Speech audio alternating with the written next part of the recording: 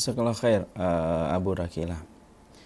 Innal hamdalillah wassalatu wassalamu ala Rasulillah wa ala alihi wa sahbihi wa man tabi'ahum bi ihsan ila yaumil qiyamah. Seluruh rekan-rekan Majelis Ta'lim Hanami yang semoga Allah rahmati dan seluruh para peserta kajian virtual pada kesempatan pagi ini yang semoga Allah berkahi. Alhamdulillah, tentunya senantiasa kita melatih hati kita, melatih lisan kita untuk senantiasa bersyukur kepada Allah apapun kondisinya dan apapun keadaannya. Kita telah diberikan nikmat yang tidak ada putusnya dan tidak ada hentinya. Karena nikmat yang Allah berikan tidak pernah mengenal kata libur dan tidak mengenal kata cuti. Kadang-kadang karena sering banyaknya kenikmatan yang sudah sering kita dapatkan menjadikan kita kurang sensitif terhadap pemberi kenikmatan itu. Kadang-kadang ketika kita diberikan kebaikan banyak oleh orang tua, justru kita tidak sensitif kebaikan yang diberikan lagi oleh orang tua kita. Itulah manusia. Maka inilah yang menjadikan kita senantiasa melatih hati kita, melatih lisan kita untuk senantiasa bersyukur kepada Allah Subhanahu wa taala, terutama ketika kita diberikan kenikmatan yang akan menjadi sebab kebaikan kita di akhirat. Dan tidak ada perkara yang paling menjadi sebab kita kebaikan kita di akhirat kita kecuali adalah ilmu dan amal salih. Maka sesungguhnya itulah maksud dari kata hasanah yang kita minta di dalam doa yang kita panjatkan, Rabbana atina fid dunya hasanah. Kita meminta kepada Allah supaya kita diberikan hasanah, dan arti hasanah itu bukanlah materi, bukanlah finansial, tapi arti hasanah adalah ketika seseorang diberikan ilmu, ketika seseorang diberikan kemudahan dan keringanan untuk beramal atas ilmu yang telah dia capai, atas ilmu yang telah dia dapatkan, maka itu adalah arti dari kata hasanah untuk mendapatkan hasanah berikutnya, yaitu adalah ridho dan surganya Allah.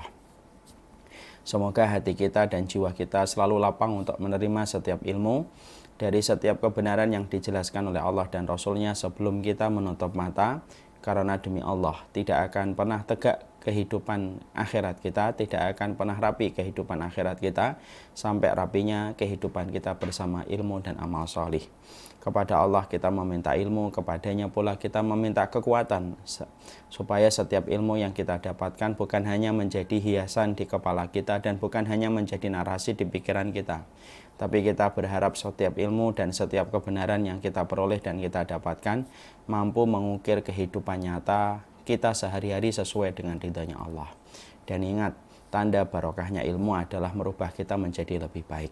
Siapapun yang berdakwah, siapapun yang menyampaikan ilmu, ketika setiap waktunya diisi dengan lembaran-lembaran ilmu dan lembaran dakwah, tapi tidak bertambah berkualitas hidupnya, berarti ilmu hanya menjadi pajangan di dalam kepalanya dan menjadi narasi dalam pikirannya. Dan itu akan menjadi musibah besar, karena ilmu akan menuntut kepada pelaku-pelaku yang semacam itu. Tapi ilmu akan bersyukur betul ketika ilmu diserap oleh siapapun, ilmu akan bersyukur ketika ilmu disampaikan oleh siapapun. Orang yang menerima ilmu dan yang menyampaikan ilmu adalah orang yang berkomitmen untuk selalu beramal atas apa yang dia peroleh dan apa yang dia sampaikan. Inilah yang menjadikan kita berharap semoga seiring dengan ilmu yang kita dapatkan, Allah memberikan kenikmatan dari kekuatan bagi kita untuk beramal dan melakukan ketaatan. Kepada Allah kita bersyukur dan kepadanya kita menggantungkan segala urusan kehidupan kita. Semoga Allah tidak pernah meninggalkan kita walaupun sekejap mata. Seluruh rekan-rekan Hanami yang semoga Allah rahmati dan Allah berkahi. Salah satu persoalan penting dalam kehidupan kita beriman kepada Allah itu adalah mengidentifikasi. Ini merupakan salah satu hal yang penting. Karena kita di dalam kehidupan iman bukan hanya rajin melaksanakan sholat, bukan hanya rajin melaksanakan puasa, tapi salah satu konsekuensi ketika kita telah ridho kepada Allah dan telah kita ridho kepada Nabi Muhammad SAW dan telah ridho bahwasanya Islam itu menjadi agama kita, maka salah satu di antara kewajiban yang harus kita lakukan, urgen untuk kita kerjakan adalah mengidentifikasi. Dan ini menjadi perkara yang penting, dan yang saya katakan mengidentifikasi adalah mengidentifikasi jalan kita menuju kepada apa yang kita cita-citakan, yaitu adalah cinta dan ridhonya Allah. Kenapa mengidentifikasi jalan kita menuju kepada ridhonya Allah itu penting? Karena salah satu tujuan diturunkan agama yang benar ini adalah mengidentifikasi jalan kita supaya jalan kita ini betul-betul kita tahu berbeda dengan jalan orang yang tidak beriman. Karena agama yang hak ini ketika Allah turunkan pada kehidupan kita, memberikan kepada kita satu jalan yang lurus, satu jalan yang benar, di mana jalan itu berbeda dengan jalan-jalan bagi mereka yang tidak beriman kepada Allah dan Rasul-Nya. Dan kita harus mengidentifikasi ketika agama ini memiliki landasan, ketika agama ini memiliki jalan, maka landasan dan jalan itu harus kita ketahui. Karena yang membedakan kita dengan seluruh agama yang batil terletak pada landasan dan jalan yang akan kita tempuh yang tidak pernah sama dengan landasan dan jalan yang ditempuh sama mereka yang tidak beriman kepada Allah dan hari akhir. Mengidentifikasi pun menjadi perkara yang urgen dan menjadi perkara yang penting karena sesungguhnya kita paham diutusnya Rasulullah dalam kehidupan kita pun salah satu di antara tujuannya Rasulullah diutus dalam kehidupan kita yaitu adalah bagaimana Rasulullah SAW itu menyampaikan kepada kita jalan-jalan yang telah diretas oleh jalan-jalan yang telah ditempuh oleh beliau, yang telah diretas dan telah dipelajari, telah disampaikan oleh beliau supaya kita meretas jalan sama dengan apa yang telah diretas oleh Rasulullah. Dan ini merupakan salah satu di antara tujuan ketika Nabi SAW diutus pada kehidupan kita, supaya kita ngerti bagaimana sifat jalan yang diinginkan oleh Allah. Dan ketika Allah ingin supaya orang yang beriman itu tahu bagaimana jalan yang diinginkan oleh Allah dan diridhai oleh Allah, Allah utus Nabi Muhammad, Allah utus Rasulullah dalam kehidupan manusia, bukan 1 tahun, bukan 2 tahun, tapi dihidupkan selama 63 tahun, tidak lain dan tidak bukan tujuannya adalah supaya Nabi sempurna menyampaikan jalan, di mana jalan ini akan menyampaikan kita kepada apa yang kita cita-citakan, yaitu adalah ridhonya Allah. Maaf ya, kalau Allah itu tidak menginginkan kita untuk mengetahui jalan yang lurus, maka Allah tidak perlu mengutus kepada kita Nabi. Allah tidak perlu mengutus kita kepada manusia itu Rasul. Setiap manusia menentukan definisi kebaikan menurut mereka masing-masing. Tapi karena Allah ingin supaya manusia itu betul-betul tahu mana jalan yang diinginkan oleh Allah dan tidak mengandalkan pikiran mereka, tidak mengandalkan selera mereka, maka Allah utus kepada kita seorang Nabi, Allah utus kepada kita seorang Rasul supaya kita mampu mengetahui jalan yang telah disampaikan oleh Nabi, landasan yang telah diretas oleh Rasulullah, supaya kita mengikuti jalan itu, supaya kita meniti jalan itu, supaya kita tidak tersesat pada perjalanan-perjalanan yang sebenarnya tidak berujung kepada ridhonya Allah. Jalan itu banyak, jalan ke Jakarta pun banyak. Tapi ingat, tidak setiap jalan itu mengarah ke Jakarta. Ada jalan yang mengarah ke Bandung, ada jalan yang mengarah ke Surabaya. Dan fungsinya kita mengetahui peta adalah supaya arah petunjuk kita supaya benar mengarah kepada Jakarta yang menjadi tujuan kita. Sama, jalan dalam kehidupan manusia itu banyak.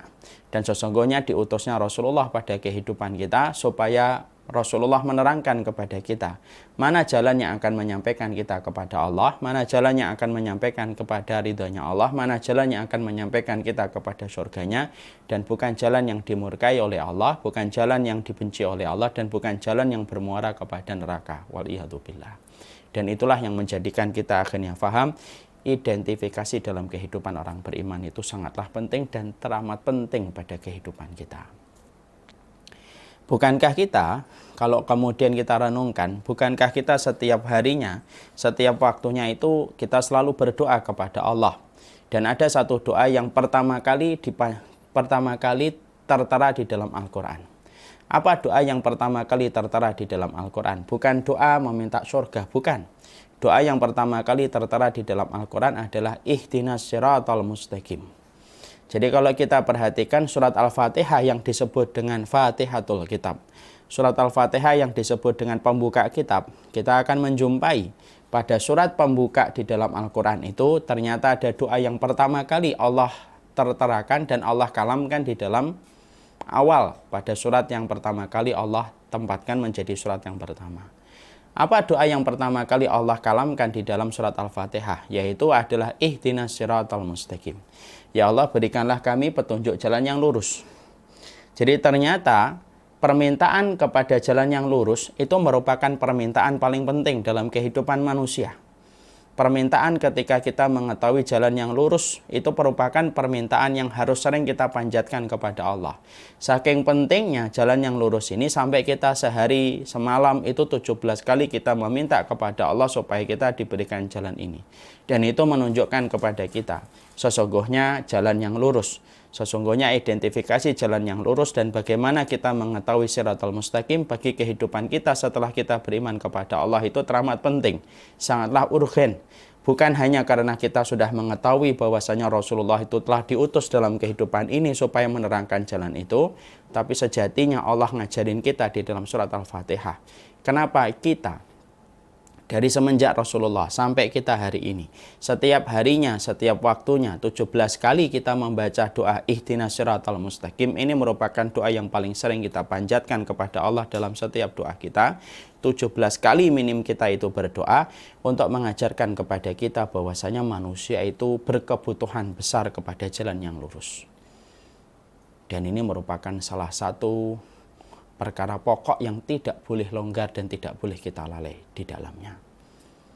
Makanya inilah yang menjadikan kita akhirnya memahami. Berarti mengetahui jalan yang lurus itu perkara yang besar, bukan perkara yang bisa dipandang sebelah mata, bukan perkara yang kecil.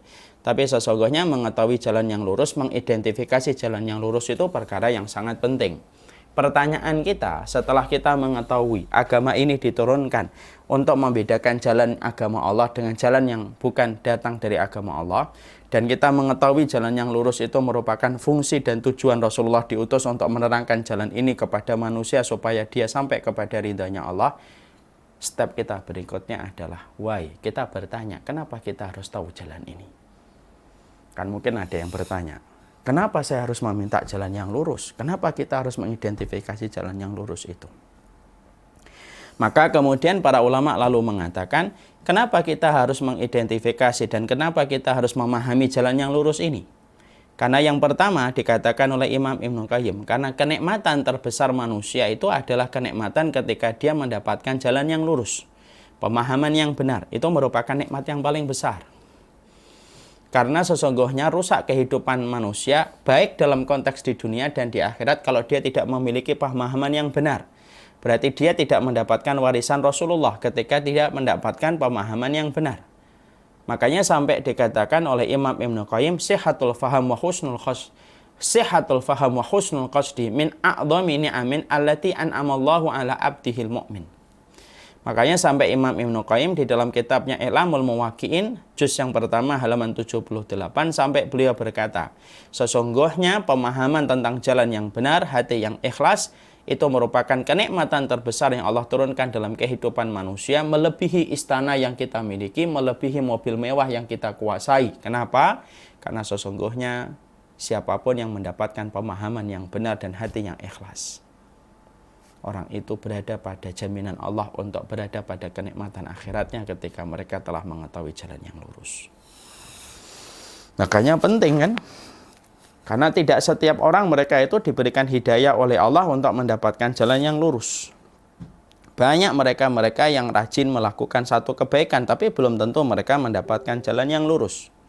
Dan betapa meruginya seseorang ketika mereka tidak mendapatkan jalan yang lurus. Makanya nikmat yang terbesar yang Allah berikan dalam kehidupan kita, akhirnya kita mengetahui jalan ini.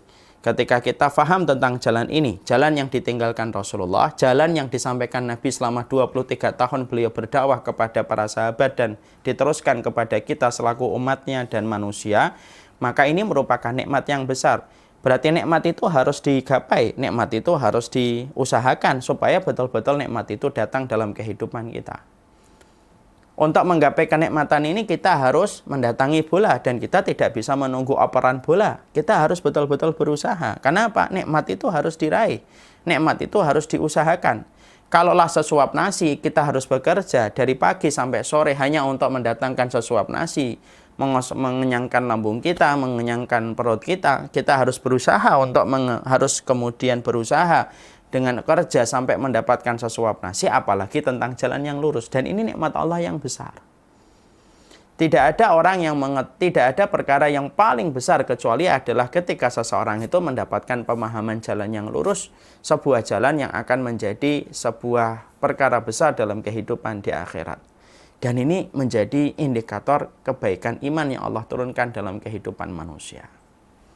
Menjadi muslim itu belum tentu dia mendapatkan pemahaman yang benar sampai betul-betul dia memurnikan jalannya sebagaimana yang telah diretas oleh Rasulullah, sebagaimana yang telah dirintis oleh Rasulullah. Jadi ketika menjadi muslim itu bukan bentuk kata pasif, tapi menjadi muslim itu bentuk kata aktif. Kita harus berusaha bagaimana ketika menjadi muslim, kita menyerahkan diri kita, berusaha betul bagaimana kita totalitas di dalam agama ini, sampai kita akhirnya tahu bagaimana jalan yang diterangkan oleh Nabi, kita menjadi para peniti-peniti jalan tersebut, dan itulah nikmat yang besar yang Allah berikan kepada manusia. Karena tidak setiap orang mendapatkan kenikmatan besar dari pemahaman yang benar. Nah, inilah yang kita inginkan. Nah, kita jangan sekali-kali terlalu cepat memiliki pendapat, jangan terlalu cepat merasa pede bahwasanya kita telah tahu jalan yang benar. Berapa banyak orang yang mengaku telah mengetahui jalan yang benar, tapi sejatinya dia tidak tahu apa-apa tentang jalan yang benar. Itu bagaimana sifatnya dan karakteristiknya. Apa sifatnya, apa karakteristiknya, dia tidak paham dan dia tidak mengerti. Maka inilah yang menjadikan kita akhirnya paham identifikasi jalan yang menjadi permintaan kita kepada Allah di dalam satu hari 17 kali kita berdoa ihdinas siratal mustaqim, itu menjadi sangatlah penting dan menjadi sangatlah urgen. Kenapa? Karena ini merupakan bagian dari kenikmatan besar yang Allah berikan kepada manusia. Orang itu, tidak hanya diperintahkan menjadi baik, tapi Allah itu perintahkan kita menjadi benar. Apa bedanya baik dan benar, Ustadz? Beda. Kalau hanya baik, terkadang tidak perlu referensi. Tapi kalau ingin menjadi benar, kita harus perlu referensi, dan tidak ada yang mengetahui referensi bagaimana kita bisa menjadi benar, sampai akhirnya kita mendapatkan penjelasan itu dari Rasulullah, karena beliau diberikan mandat untuk menjadi nabi dan rasulnya, dan beliau adalah orang yang paling tahu apa yang diinginkan oleh Allah dalam kehidupan kita. Dan itulah nikmat yang besar. Ya, itulah nikmat yang besar. Makanya kita mendapati bahwasanya Umar bin Khattab radhiyallahu anhu salah satunya. Beliau pernah berdiri di depan gereja lalu kemudian beliau menangis. Ketika ditanyakan kepada Umar bin Khattab, "Ma yubkika, apa yang menjadikan engkau menangis wahai Umar bin Khattab?" Maka Umar bin Khattab mengarahkan telunjuknya kepada mereka yang berkerumun di depan gereja. Lalu Umar bin Khattab berkata, "Amilatun nasibah tasla naron hamiyah." Berapa banyak orang yang beramal tetapi sia-sia dan tidak mendapatkan apapun kecuali kepayahan dan kelelahan. Karena Allah tidak hanya meminta yang baik, tapi Allah meminta yang benar. Makanya Abdullah bin Mas'ud sampai beliau berkata, "Kam min muridil khair la yusibu." Berapa banyak orang yang menginginkan kebaikan belum tentu mendapatkan kebaikan itu. Karena apa? Karena kebaikan itu harus menjadi benar, dan menjadi benar itu harus melalui legitimasi sebagaimana yang disampaikan oleh Rasulullah Sallallahu Alaihi Wasallam. Karena orang yang paling paham tentang Rabb yang menciptakan alam semesta ini dan bagaimana maunya Allah dan kehendaknya Allah, tidak ada yang tahu di antara manusia kecuali Nabi Muhammad. Dan itulah nikmat yang besar. Itu yang pertama. Yang kedua, kenapa kemudian kita harus mengetahui jalan yang benar ini? Karena sesungguhnya ada satu ayat yang berbicara kepada kita semuanya. Ya, apa ayat yang berbicara kepada kita? Falyahdharil ladzina yukhalifuna an amrihi an tusibahum fitnah aw yusibahum adzabun alim. Allah menyampaikan di dalam surat An-Nur ayat yang ke-24, maka hendaklah orang-orang yang menyalahi perintah Rasulnya, mereka takut mendapatkan cobaan atau ditimpa adab yang pedih. Jadi kalau kemudian kita pada kehidupan Islam ini, lalu kemudian kita menyimpang dari jalan yang telah disampaikan oleh Rasulullah, disebabkan mungkin kita tidak paham, disebabkan mungkin kita tidak mengerti, sampai akhirnya kita menyimpang dari jalan yang telah disampaikan oleh Rasulullah SAW dalam kehidupan kita, maka kita akan mendapati dua. Satu, kita akan mendapatkan fitnah dalam kehidupan di dunia, dan yang kedua, kita akan mendapatkan adab yang pedih. Dan itu merupakan sebuah ancaman yang membuat kita harusnya merenung. Kapan kita kiranya itu menyimpang dari jalan Nabi, dan kapan kiranya kita itu benar di atas jalan Nabi. Kan kita harus tahu. Jangan sampai ketika kita tidak memahami, ketika tidak mengetahui, kita tidak paham. Kapan kita telah menyimpang, dan kapan ketika kita telah meniti jalan sebagaimana jalan Rasulullah. Karena apa? Karena sesungguhnya penyimpangan kepada apa yang telah disampaikan oleh Rasulullah SAW berakibat banyak dalam kehidupan di akhirat. Karena karir kita di akhirat itu tergantung bagaimana komitmen kita ketika mengikuti Rasulullah, ketika menerangkan jalan yang benar pada kehidupan manusia. Makanya penyesalan manusia nanti kalau di akhirat itu yang paling besar itu apa? Wa yauma ya'udzu dzalimu ala yadayhi yaqulu ya laitani takhattu ma'ar rasuli sabila. Penyesalan manusia itu nanti di akhirat itu mereka menggigit jari-jari mereka sembari mereka berkata, ya laitani takhattu ma'ar rasuli sabila. Cobalah dulu saya mengikuti para rasul jalannya mereka. Tentunya kami tidak menyesal dengan penyesalan yang besar semacam ini di akhirat. Di situ. Sekali lagi, penyimpangan di dalam agama itu terkadang lebih parah daripada penyimpangan-penyimpangan pada fisik-fisik kita. Makanya para ulama sampai mengatakan ada penyimpangan dalam masalah syahwat, ada penyimpangan dalam masalah syubhat. Penyimpangan dalam masalah syahwat itu orang yang homo, lesbian itu penyimpangan-penyimpangan syahwat. Orang yang melakukan zina, orang yang serong dan selingkuh itu penyimpangan syahwat. Tapi penyimpangan bukan hanya itu, ada penyimpangan pemikiran. Dan penyimpangan pemikiran ini, Masya Allah, penyimpangan pemikiran ini terkadang dalam beberapa kasus lebih parah daripada penyimpangan-penyimpangan syahwat. Makanya kita harus mengerti kapan kiranya orang itu bisa dikatakan menyimpang. Supaya kita tahu dan mendiagnosa diri kita. Apakah kita menyimpang ataukah tidak. Dan kita tidak akan pernah tahu kapan diri kita menyimpang kalau kita tidak mengidentifikasi jalan yang disampaikan oleh Rasulullah pada kehidupan manusia. Ini ada satu kisah nyata. Ada seseorang yang meyakini sesuatu dari sesuatu yang tidak pernah disampaikan oleh Rasulullah. Bahkan para sahabat pun mengingkari keyakinan ini. Apa keyakinan yang dimiliki oleh orang ini? Orang ini bernama Umar Al-Hamawi atau Ibnul Farid. Ibnul Farid merupakan salah satu pengusung pemikiran hululiyah. Tahukah kita ajaran hululiyah? Ajaran hululiyah itu adalah ajaran ketika dia meyakini Allah itu bersama dengan Khalik dan makhluk bersama dengan Khalik, Khalik bersama dengan makhluk. Itu yang disebut dengan ajaran hululiyah. Itu merupakan salah satu ajaran yang sangat berbahaya. Ketika kemudian dia meyakini ada ajaran hululiyah, maka setiap orang yang salih mengingatkan dia. Tidak mungkin makhluk bersama dengan Khalik dan Khalik tidak mungkin bersatu dengan makhluk dalam satu kejadian. Itu kan bahaya. Kalau orang meyakini hululiyah, makhluk itu Allah, Allah itu makhluk. Itu bahaya. Tetapi dia ketika satu persatu nasihat datang kepadanya bahwasanya apa yang dia dakwahkan, apa yang dia sampaikan tidak pernah disampaikan Nabi dan itu menyimpang jauh dari apa yang disampaikan oleh Rasulullah, dia bertahan dengan apa yang dia miliki dan dia yakini. Apa yang terjadi? Matinya dalam kondisi su'ul khatimah. Dia menggonggong sebagaimana lolongan anjing ketika dia mati. Tidaklah kematian su'ul khatimah didapatkan kecuali karena dia memiliki pemahaman yang menyimpang dari apa yang telah digariskan oleh Rasulullah pada kehidupan. Nah, itulah bahayanya kalau kemudian kita tidak mengetahui jalan yang lurus. Gimana kita akan kemudian mengetahui menyimpang kalau jalan yang lurus sifatnya tidak kita ketahui? Itulah identifikasi menjadi penting bagi orang yang beriman. Setiap orang yang beriman itu harus mengidentifikasi jalan yang akan dia tempuh sebagaimana yang disabdakan oleh Rasulullah Sallallahu Alaihi Wasallam. Ada kejadian yang pernah saya sampaikan beberapa kali dalam kesempatan. Ada seseorang yang kemudian ketika akan meninggal dunia matinya begitu sulit, begitu susah. Sakaratul mautnya begitu menyiksa dirinya. Dan tahukah kita apa yang terjadi? Ternyata orang tersebut memiliki barang-barang yang dia keramatkan. Di mana barang-barang yang dia keramatkan dia yakini bisa mendatangkan manfaat dan mandarat sebagaimana Allah. Itu kan menyimpang. Apa yang terjadi? Allah membebankan kepadanya proses sakaratul maut yang berat sampai ketika mati pun tidak ada satu kalimat Allah yang keluar dari lisannya. Itulah yang kita khawatirkan.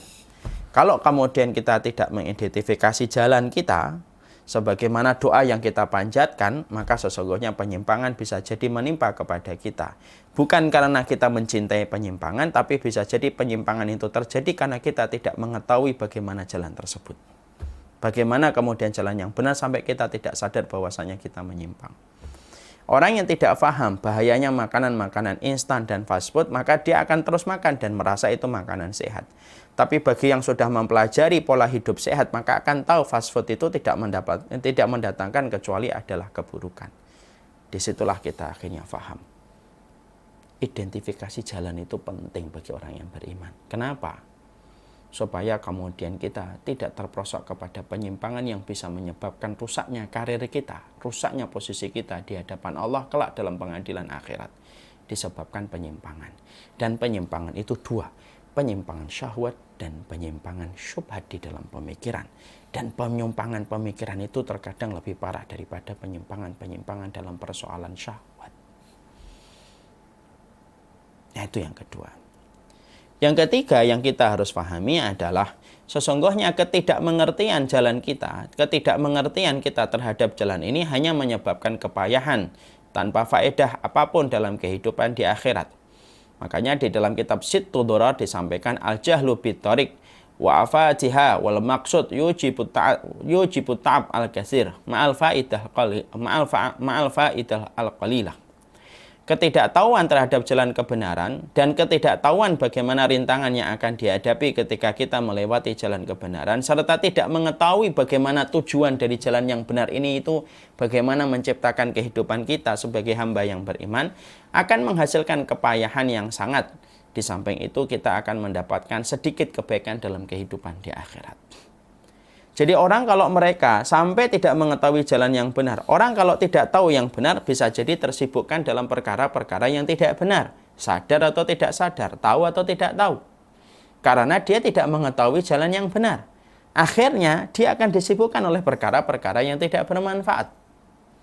Sama kayak kita ambil analogi sederhana. Dulu sebelum kita ngaji, sebelum kita ikut taklim, banyak perkara-perkara yang kita anggap itu baik-baik aja. Tapi setelah kita ngaji, kita tahu ternyata tidak banyak faedahnya. Ternyata tidak banyak kebaikannya. Kapan kita akhirnya mengetahui bahwasanya perbuatan kita yang dulu tidak banyak faedahnya, tidak banyak kegiatan, tidak banyak kebaikannya? Ya karena kita sudah mengetahui bagaimana kebenaran ketika kita mempelajari taklim.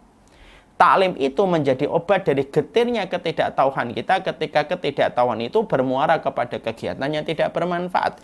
Itu analogi. Sama, ketidaktahuan kita kepada jalan ini menyebabkan kita akan disibukkan oleh perkara-perkara yang sifatnya bisa merugikan kita dan sifatnya hanya membuat kita lelah, hanya membuat kita letih, yang ujung-ujungnya dari kelelahan itu dan ujungnya dari keletihan itu tidak akan bisa mendatangkan kebaikan dalam urusan kita di akhirat. Kalau kita tidak mengerti jalan ini. Kalau kita tidak mengerti jalan ini. Contoh, ada orang yang menyangka bahwasanya dia memukuli dirinya sendiri, melukai dirinya sendiri kalau pada bulan Muharram. Mungkin pernah kita tahu maksud yang saya sampaikan. Ada orang melukai dirinya sampai berdarah. Disertai dengan satu keyakinan, semakin dia berdarah, semakin dia itu meyakini posisinya yang tinggi. Dia sakiti, dia pukul tubuhnya dengan besi-besi yang tajam. Sampai dipukul itu kepalanya dengan pisau, dengan pedang, dengan golok. Semakin banyak darahnya, semakin dia meyakini bahwasanya itu menunjukkan pengorbanan dia. Padahal tidak ada satu perintah di dalam agama yang memerintahkan kita untuk menyakiti diri kita sendiri. Karena kita tidak ngerti jalan yang benar, bisa jadi perilaku-perilaku semacam itu akan dilakukan. Kapan orang akan melakukan yang semacam itu? Ketika dia tidak mengetahui jalan yang benar. Jadi kalau seseorang itu tidak mengetahui jalan yang benar, maka sesungguhnya dia akan disibukkan dalam perkara-perkara yang tidak bermanfaat. Karena kebodohan kita, ketidaktahuan kita terhadap sesuatu yang benar, maka menyebabkan kita akan disibukkan dengan perkara-perkara yang tidak bermanfaat dalam kehidupan kita. Orang yang tidak mengenal pola hidup sehat, maka pasti pola hidupnya itu pola hidup yang tidak sehat. Kenapa dia terseret pada pola kehidupan tidak sehat? Karena salah satunya mungkin dia tidak tahu pola hidup sehat itu semacam apa. Makanya inilah yang mengkhawatirkan kita. Inilah yang menjadikan kita akhirnya ngerti. Why? Kenapa kita harus mengerti jalan kita? Kenapa kita harus mengerti bagaimana jalan yang kita minta kepada Allah ketika kita rajin mengatakan ihdinas siratal mustaqim? Kenapa kita meminta siratal mustaqim? Kenapa? Kita harus mengetahui jawabannya. Karena yang pertama, jalan yang benar itu merupakan indikator kenikmatan Allah yang paling besar dalam kehidupan manusia. Bukan mobilmu, bukan rumahmu, bukan barang-barang yang kita miliki. Bukan itu kenikmatan yang besar yang Allah berikan kepada manusia.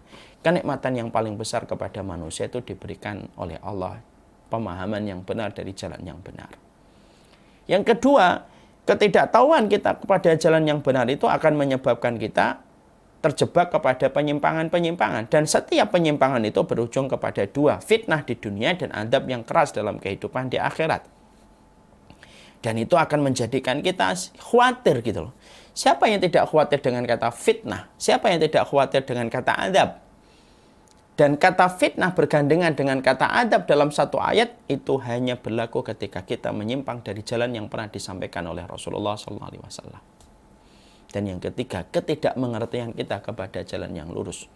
Maka sesungguhnya ketidakmengertian jalan kita kepada jalan yang lurus menyebabkan kita cuma kelelahan, kepayahan, tapi tidak mendapatkan faedah.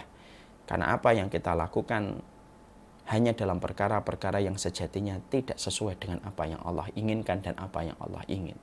Tidak sesuai dengan apa yang Allah inginkan dan apa yang Allah harapkan. Maka inilah yang menjadikan akhirnya kita faham. Berarti kalau kita selalu berdoa, ihdinas siratal mustaqim. 17 kali kita semuanya berdoa kepada Allah, ihdinas siratal mustaqim. Berarti sejatinya kita harus paham siratal mustaqim itu apa. Jangan sampai kita ini sering menyebutkan, tapi justru kita lalai untuk mengetahui jalan siratal mustaqim yang harusnya kita pahami, karena dia indikator nikmat besar yang Allah berikan pada kehidupan kita. Siratal mustaqim akan menghindarkan kita dari penyimpangan yang berujung kepada fitnah dan adab yang keras di akhirat. Dan sesungguhnya ketika kita mengetahui siratal mustaqim akan menjadikan kita lebih banyak mendapatkan faedah dalam kehidupan di akhirat. Maka inilah yang menjadikan akhirnya kita paham. Setelah kita paham, oh berarti kemudian kita harus paham tentang jalan siratal mustaqim. Maka kita harus paham bahwasanya jalan siratal mustaqim itu satu. Ya, dan kita diperintahkan untuk mempelajari ini. Supaya kemudian kita mampu menjaga diri kita dari semua jalan-jalan yang dibuat oleh syaitan. Karena sesungguhnya syaitan itu selalu berusaha membuat jalan-jalan yang indah kebatilan di sisi kanan dan kiri kehidupan manusia supaya siap untuk menyambar manusia dan mencerai-beraikan manusia dari jalan Allah yang lurus. Perhatikan apa yang disampaikan oleh Rasulullah SAW. Khatta lana Rasulullah SAW. Khattan summa qala hada sabilullah summa khatta khututan an yaminihi wa an shimalihi summa qala hada sabil wa ala hada sabil wa hada subul wa ala kullu sabilin minha syaitanun yad'u ilaihi summa qara'a wa anna hada sirati mustaqiman fattabi'uhu wa la tattabi'us subula fatafarraqa bikum an sabilihi. Rasulullah SAW mengatakan bahwasanya dalam satu riwayat Abdullah bin Mas'ud, Rasulullah itu membuat jalan lurus satu. Jadi Rasulullah itu membuat, sedang dikerumuni oleh para sahabat, Nabi membuat jalan lurus satu. Jalan lurus yang satu. Lalu di samping jalan yang lurus yang dibuat oleh Rasulullah satu ini, Rasulullah menggambar garis, yaitu jalan, atau kemudian garis-garis sebelah kanan, garis sebelah kiri. Dia membuat garis sebelah kanan, dia membuat garis sebelah kiri, begitu banyak. Rasulullah SAW mengatakan ini jalan Allah yang lurus satu. Kemudian yang di samping kanan dan di samping kiri ini jalan-jalannya syaitan yang banyak, yang jumlahnya banyak, yang terkadang itu bisa mencerai-beraikan manusia dari jalan Allah yang lurus. Maka Rasulullah kemudian membacakan surat Al-An'am 153, wa anna hada sirati mustaqima fattabi'uhu wa la tattabi'us subula fatafarraqa bikum an sabili. Maka Rasulullah SAW lalu kemudian mengatakan ini adalah jalannya Allah yang lurus. Adapun garis-garis kanan kiri yang begitu banyak adalah jalan-jalan yang dibuat oleh syaitan yang begitu banyak. Sifatnya syaitan membuat jalan-jalan yang banyak di samping jalan yang lurus itu apa? Fatafarraqa bikum an sabili, supaya mencerai-beraikan kita dari jalan Allah yang lurus. Dan itulah yang menjadikan akhirnya kita faham dalam satu faedah hadis yang disampaikan dari Abdullah bin Mas'ud. Jalan Allah itu satu yang benar. Dan itu memiliki sifat. Jalan yang dibuat syaitan itu banyak betul. Dan jalan-jalan itu hanya bertujuan satu. Tidaklah syaitan itu membuat jalan di samping jalan yang telah disampaikan oleh Rasulullah kecuali satu. Yaitu adalah supaya manusia tersambar dari jalan Allah yang lurus, tercerai-beraikan dari jalan Allah yang lurus, sampai akhirnya dia mengikuti jalan-jalan yang dibuat oleh syaitan, dan akhirnya dia tidak mendapatkan tujuan, yaitu adalah ridho dan surganya Allah, karena tersesat pada jalan yang dibuat oleh syaitan. Masya Allah. Ya, ini kan ngeri, ya kan? Terlebih lagi ketika kita hidup pada zaman yang disebut dengan zaman fitnah. Dan kita telah belajar. Kenapa kok disebut dengan zaman fitnah? Salah satu makna fitnah itu adalah samar-samarnya antara yang hak dengan yang batil.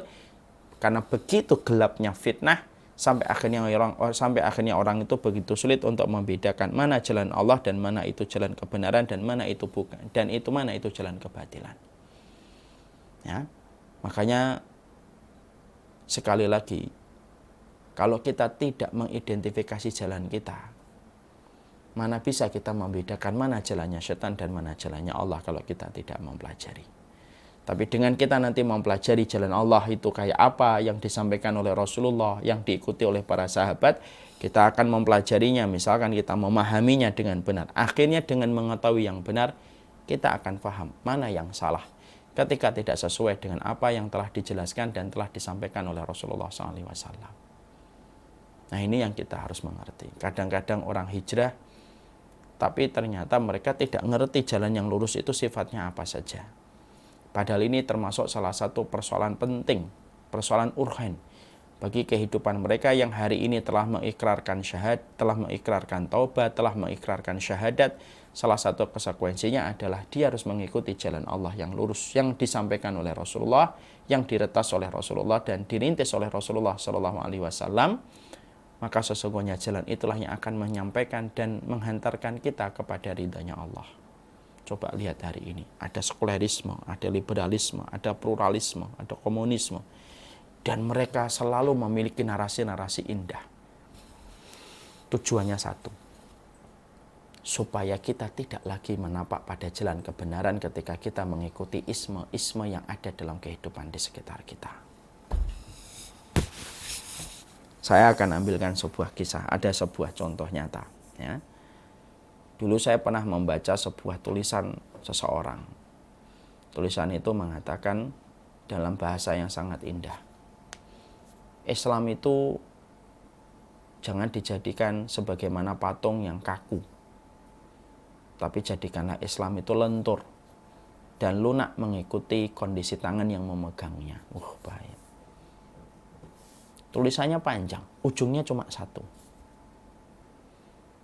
Apa ujung dari tulisan dan narasi panjang yang ditulis itu dan dimuat di media mainstream? Ujungnya cuma satu.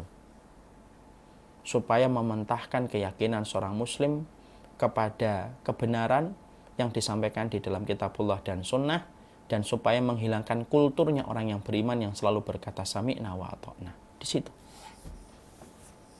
Supaya orang akhirnya menjadi liberal ketika mendewakan logika. Akalnya, seakan-akan logika dan akalnya lebih besar dan lebih panjang daripada ilmunya Allah yang tidak ada batasannya. Itu kan bahaya. Coba kalau akhirnya kita dalam kehidupan ini tidak berhati-hati sampai akhirnya tersengat dengan pemikiran liberalisme yang akhirnya kita mendudukkan akal menjadi posisi paling penting dan pokok dalam kehidupan. Maka yang terjadi kepada orang kalau sudah tersengat dengan liberalisme, kerjaannya cuma satu, nyinyir kepada agamanya dan selalu tidak merasa pede dengan agamanya dia sendiri. Makanya saya kadang-kadang itu suka terpancing lalu berkata kepada orang yang suka nyinyir kepada agama dia sendiri, kalau memang agama itu sudah tidak lagi menarik menurut dirimu karena kamu kritik agamamu sendiri, lalu alasan apa yang menjadikan kamu tetap bertahan pada agama ini? Nah, itulah khawatirnya kita. Makanya betul Rasulullah SAW ketika kemudian Rasulullah SAW lalu memberikan sebuah gambaran. Dari riwayatnya Abdullah bin Mas'ud, Rasulullah menggambar jalan yang lurus satu set. Kemudian kanan kiri banyak. Dan Rasulullah mengatakan kanan kiri ini jalan yang dibuat setan. Sifatnya satu. Tidaklah semua jalan yang dibuat oleh setan itu kecuali satu. Menceraikan kita dari jalan Allah yang lurus. Yang dibuat oleh Rasulullah dan disampaikan oleh Rasulullah. Dan akhirnya berujung kepada kerugian ketika kita pada kehidupan yang singkat ini tidak mengikuti dan meretas jalan sebagaimana apa yang diretas dan dirintis oleh Rasulullah yang diamalkan oleh para sahabat Nabi dalam kehidupan mereka. Radhiyallahu anhum. Setelah kita mengetahui tentang betapa pentingnya kita untuk mengidentifikasi jalan kita. Sekarang pertanyaan kita, apa itu straight way? Apa itu jalan yang lurus itu apa? Maka kemudian kita mendapati di dalam salah satu pernyataan yang kemudian disampaikan oleh Abdullah bin Mas'ud. Abdullah bin Mas'ud lalu kemudian mengatakan sesungguhnya as-siratal mustaqim yang diminta setiap orang yang sholat dalam setiap berdirinya 17 kali dalam satu hari. Belum ditambah dengan sholat-sholat sunnah yang dia lakukan. Belum sholat-sholat sunnah yang dia kerjakan. As-siratal mustaqim alladzi tarakana alaihi Rasulullah. Sesungguhnya jalan yang ditinggalkan oleh Rasulullah itu adalah yang disebut dengan jalan yang lurus. Itulah maksudnya siratal mustaqim. Jadi jangan membayangkan sekali lagi ketika kita sholat lalu kita mengucapkan ihdinas siratal mustaqim. Yang kita bayangkan jalan tol yang tidak ada jalan keluarnya. Dulu saya ketika kecil, ketika baru belajar sholat, saya diberitahu sama seseorang, kalau membayangkan siratal mustaqim jalan yang lurus itu kayak jalan tol panjang, tidak ada belok kanan, tidak ada belok kiri. Bukan itu. Tapi sesungguhnya akhirnya kita mengetahui sesungguhnya jalan yang lurus yang kita nanti akan mengidentifikasi jalan itu apa saja yang menjadi jalan kita, menjadi rumah kita bersama ketika kita menjadi muslim. Lalu kita ingin meretas dan kita ingin merintis jalan sebagaimana yang diretas dan dirintis oleh Rasulullah SAW, itu jalannya apa? Maka Abdullah bin Mas'ud mengatakan as-siratal mustaqim. Siratal mustaqim itu adalah as-sirat, jalan yang telah ditempuh oleh Rasulullah SAW dan diterangkan oleh Nabi. Itulah yang dimaksudkan dengan jalan siratal mustaqim. Makanya inilah yang disebut dengan jalan siratal mustaqim. Dia bukan jalan yang disandarkan kepada mayoritas orang. Ingat ya, siratal mustaqim itu bukan jalan yang disandarkan kepada banyak orang.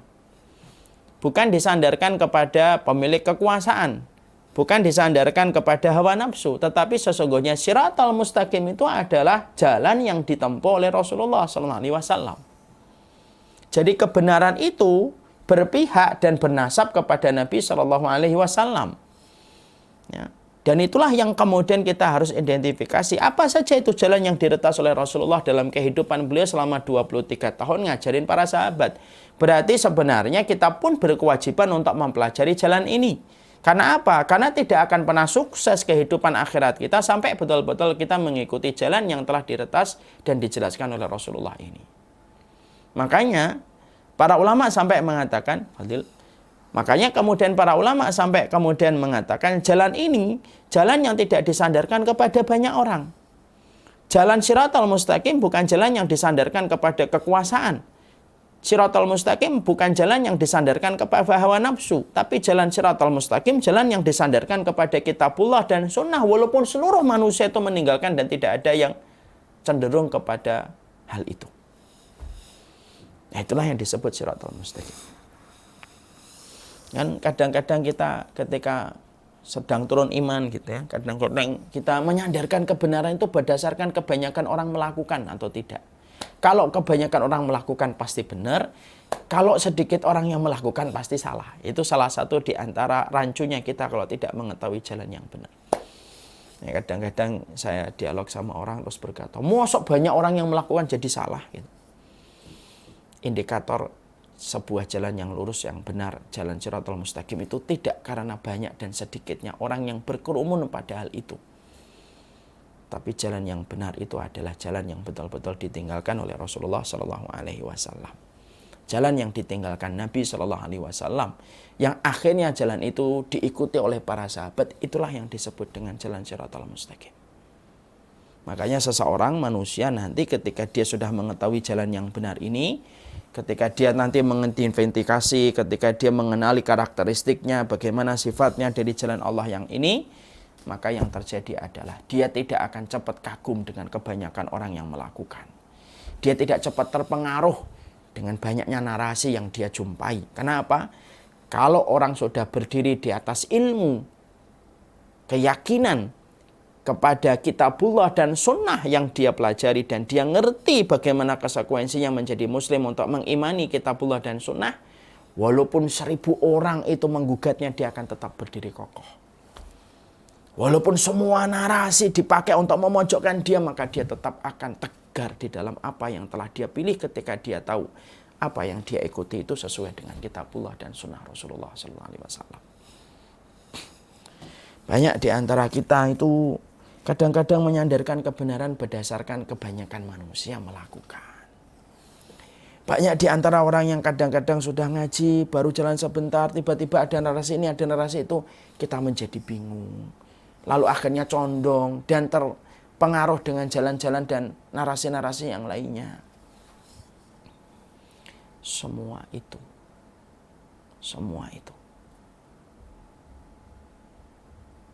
tidak akan terjadi kalau setiap penuntut ilmu berhasil mengidentifikasi jalan yang telah disampaikan oleh Rasulullah SAW. Maka inilah yang menjadikan akhirnya kita memahami betul. Jalan ini tidak disandarkan kepada siapapun. Jalan ini tidak disandarkan kepada fulan. Jalan ini tidak disandarkan kepada fulanah. Jalan ini tidak disandarkan kepada kerumunan manusia. Jalan ini tidak disandarkan kepada teori ini, teori itu. Jalan yang lurus yang kita minta kepada Allah tidak disandarkan kepada narasi-narasi yang kadang membuat orang sering terpukau dan terpesona. Bukan. Jalan Shiratal Mustaqim, jalan yang bernasab kepada Nabi. Jalan Shiratal Mustaqim, jalan yang akhirnya merujuk kepada apa yang disampaikan oleh Rasulullah. Dan siapapun yang telah berdiri di atas ilmu dan keyakinan dengan apa yang disampaikan oleh Rasulullah, pasti benar. Walaupun mungkin setiap orang akan memusuhi dia, walaupun setiap orang mungkin akan meninggalkan dia. Dan dia akan tetap kokoh dan tegar. Karena dia berdiri di atas jalan yang telah dia dapatkan dari apa yang disampaikan oleh Rasulullah SAW. Sekarang siapa penempuh jalan ini? Tentunya penempuh jalan ini ketika kita meminta kepada Allah, ihdinas siratal mustaqim. Sebenarnya pemilik jalan yang benar ini sudah disampaikan oleh Allah di dalam surat An-Nisa 69. Wa may yuti'illaha war rasula fa ulaika ma'al ladzina an'amallahu 'alaihim minan nabiyyin was-siddiqin wasyuhada was-shalihin wa hasuna ulaika rafiqa. Allah itu sebenarnya mengkorelasikan ayat ihdinas siratal mustaqim dengan surat An-Nisa 69 karena fungsinya ayat itu kadang-kadang ayat itu menjadi jawaban atas ayat-ayat yang lainnya. Kadang-kadang ayat itu menjadi penjelas dari ayat-ayat yang global. Ayat yang dikatakan oleh Allah ihdinas siratal mustaqim itu dijelaskan di dalam surat An-Nisa 69. Apa ayatnya? Wa may yuti'illaha wa rasula fa ulaika ma'al ladzina an'amallahu 'alaihim minan nabiyyin was-siddiqin wasyuhada was-shalihin wa hasuna ulaika rafiqa. Siapapun yang mentaati Allah, mentaati Rasul, merekalah orang-orang yang akan diberikan kenikmatan oleh Allah. Siapa sih orang yang diberikan kenikmatan oleh Allah? Kan tadi saya sudah menyampaikan di awal. Kenikmatan itu jalan yang lurus. Siapa orang yang diberikan kenikmatan dari Allah berupa jalan yang lurus itu? Minan nabiyyin, para nabi dan para rasul. Wasiddiqin, para siddiqin, orang-orang yang jujur dalam keimanan. Wasyuhada, yaitu wasyuhada, orang-orang yang mati syahid. Wassalihin, dan orang solih. Dan itulah teman-teman yang terbaik. Maka sesungguhnya akhirnya jalannya kita tidak merujuk kepada dinasti fulan, imperium fulan. Bukan. Tapi sesungguhnya pemilik kenikmatan dari jalan yang lurus itu adalah para nabi dan para rasul. Di mana jalannya mereka diterangkan di dalam Al-Quran, diterangkan di dalam kitab. Dan kita diwajibkan untuk mengikuti jalan itu. Dan tidak mungkin kita mengikutinya kecuali sampai kita mempelajarinya. Nah, itu yang menjadikan kita akhirnya paham. Itulah yang disebut dengan penempuh jalan itu. Siapa yang menyimpang? Yang menyimpang dari jalan Allah yang lurus itu adalah diterangkan di dalam surat Fatihah 6 yang ke-7. Ghairil maghdubi 'alaihim waladhdallin, yaitu adalah orang-orang yang mereka itu dimurkai oleh Allah. Siapa yang dimurkai oleh Allah? Yaitu orang Yahudi. Sifatnya Yahudi itu apa? Dia tahu tapi tidak mengamalkan. Dan waladhdallin, dan kemudian bukan jalannya orang yang sesat. Siapa yang sesat? Yaitu adalah Nasrani. Nasrani itu bagaimana? Dia punya keinginan untuk beramal tapi tidak memiliki ilmu yang benar. Makanya nanti kita harus paham. Berarti jalan yang didakwakan Rasulullah itu bukan jalannya Yahudi, bukan jalannya Nasoro. Nah, sifatnya apa saja?